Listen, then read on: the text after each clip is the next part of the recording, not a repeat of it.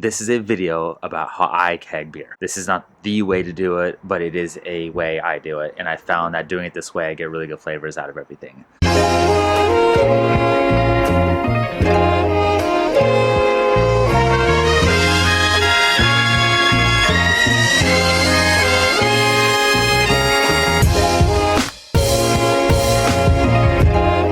I think it's really vital to eliminate oxygen out of all your beers, especially the hoppy ones.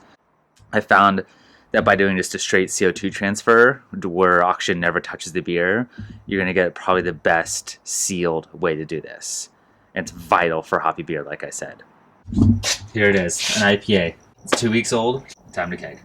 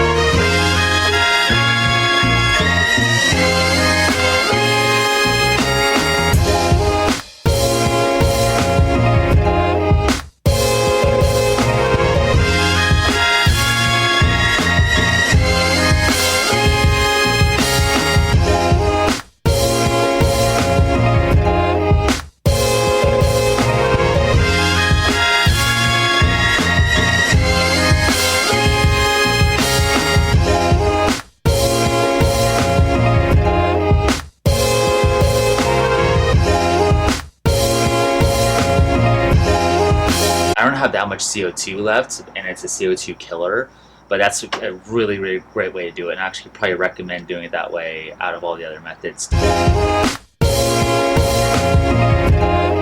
use leggings to dry hop with, but I'm out. And I usually use this side of it. I mean, I can use this maybe, but I haven't tried it yet. And to cut this all up and make something out of it, it's a whole to-do. But I do have a hop sack as a backup. Works just fine.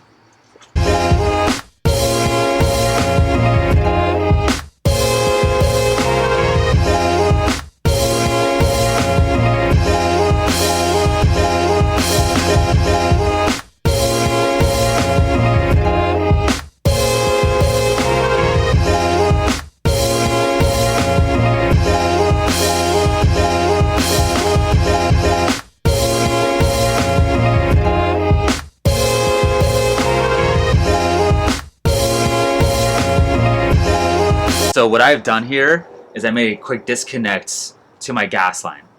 That way I can take it off and on pretty easily.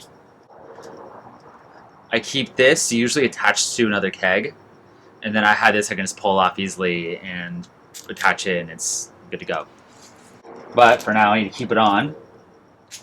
I set this, set my CO2 tank, give it to about 10 psi or so, go to my inline. So this is empty with the hops in it.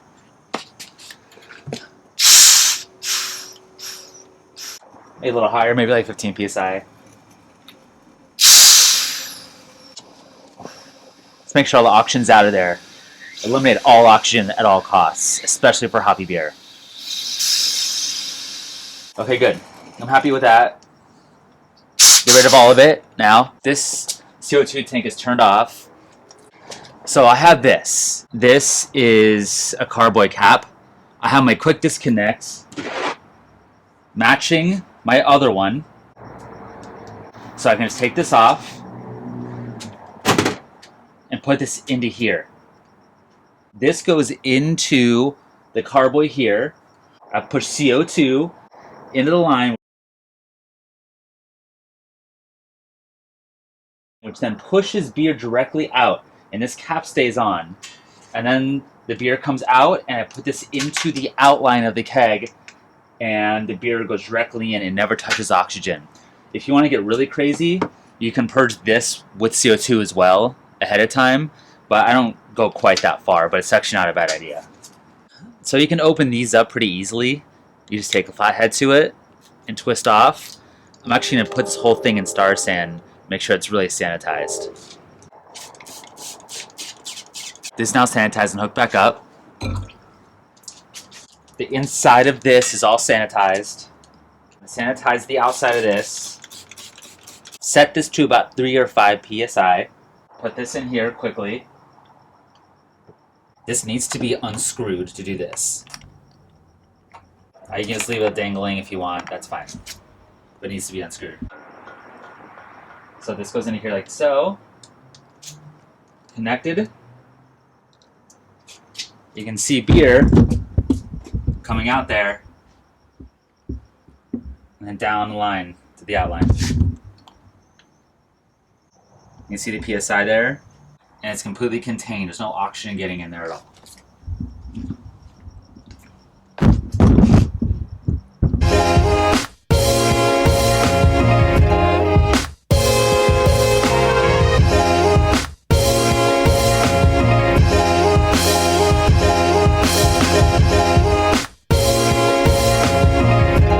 What I like to do now is then purge this puppy with more CO2.